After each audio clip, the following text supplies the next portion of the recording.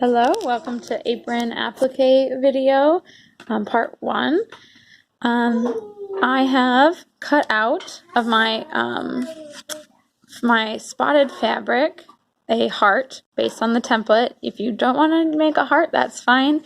I just figured I would give you a pattern to make a heart. You could make your initial, as long as you're using a very big, simple, blocky letter, that should work just fine too. Whatever you'd like to put on your apron.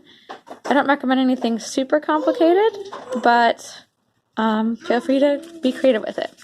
So what I did is I've cut out my fabric and then I placed it right side down. So the side with the spots. Remember how like this ruffle fabric, you can't see it in any of these videos, I don't think. Yeah, there you go. There's some spots on it.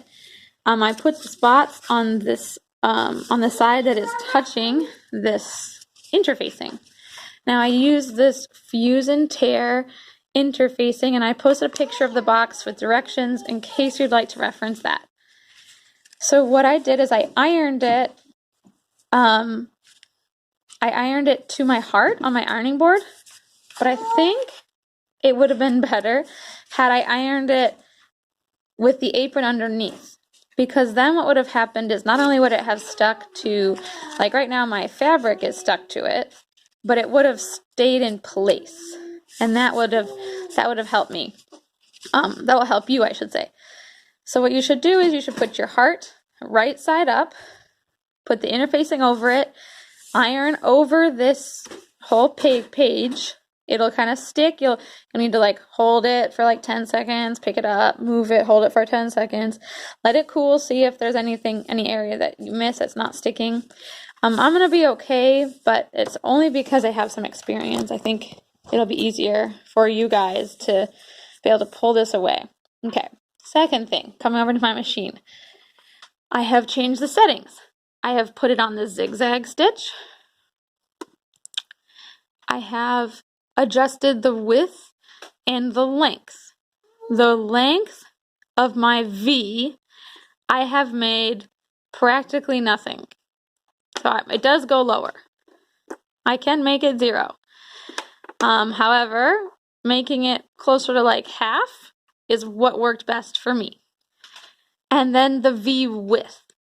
Okay, so what this adjusts is how close together your stitches are. And this tells me how tall they're going to be.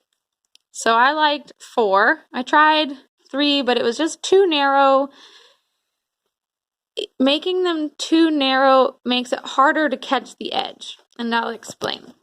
So I did another heart on the other side of my apron, and you'll see here how I zigzag stitched. Let me put it down so I can get a good angle. My zigzag stitch has 0 spaces between it, very few spaces between it. It goes all the way around. I had a hole in my fabric, so what I did is I just zigzagged right over the hole that was in my fabric. Makes it kind of look like a balloon heart.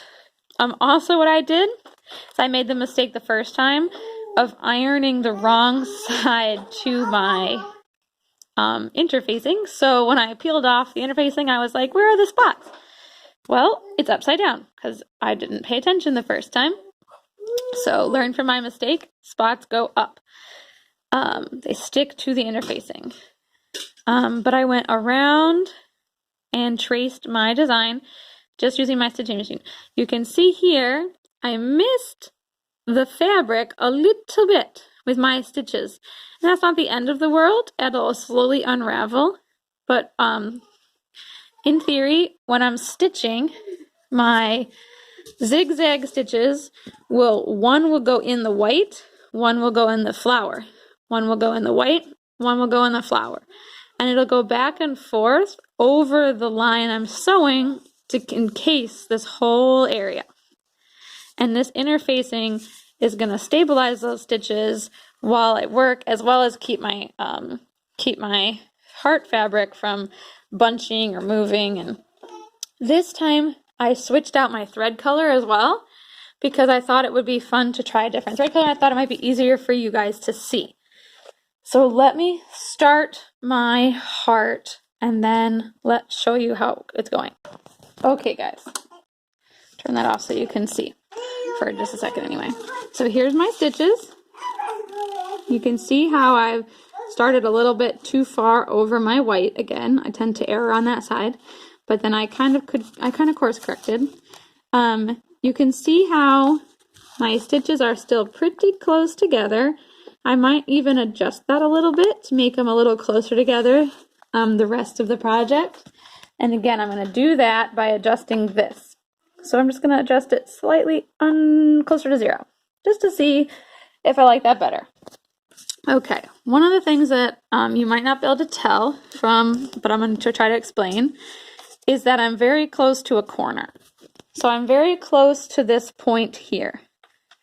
And when I started up here, and because it's easier to do the corners if you don't have to, like if I started at the corner and worked up, that's fine, then I could just end at the corner.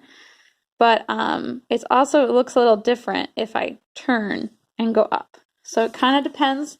You're welcome to start at the corner and just go up and around. And you're welcome to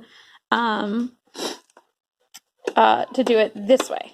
I'm going to try to videotape this. So I'm going to, sorry. Ooh. It's going to be louder for a second. All right. So the trick is to go slow. I'm going to sew down to the very edge of my corner. So that stitch right there just left my heart. So I've sewn all the way to the edge of my heart. Okay? So now what I'm going to do is pick up my foot, rotate my whole project. I might end up with a string bubble, which I'll just trim at the end. Okay, and I'm going to line up. I'm going to line up my foot now with the tip of where I left off with my stitches. So I am not lining up with the edge, the closer edge here. I'm lining up at the far edge. So as I put my needle down, I want it to come directly into this edge. I'm actually gonna put it in there.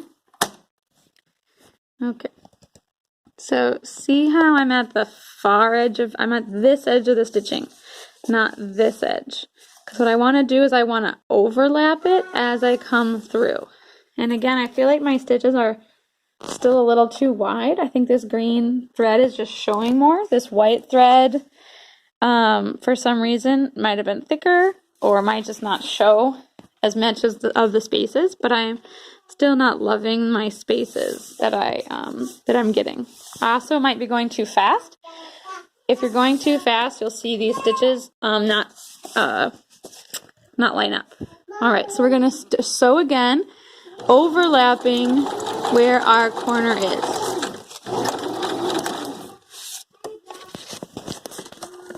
Hold one second. I know how to hop. Okay. So we're gonna go very slowly, making sure. Oh, I might have adjusted it too close to it. So, trick is you have to leave it so that you can't adjust it all the way to 0, because otherwise you'll just, if you're all the way at 0, your needle just stays in place and stitches in the same spot over and over. And that's not really helpful. So if you don't like it, if you're getting a kind of big spacing, just go over it twice.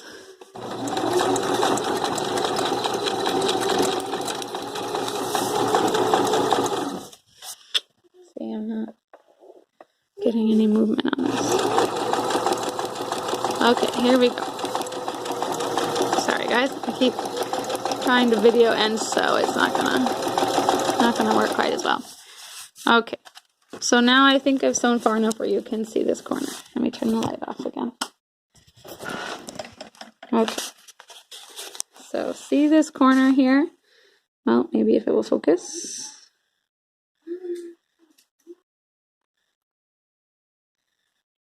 Right, there it is. Okay, see the corner, how it's overlapped My stitches went one way, and then I picked them up and I just stitched over the other way. Okay, I'm gonna make part 2. When you get to the corner, just go slower on the corner, and I'll do the same thing when I come to the V. But let me make that part 2.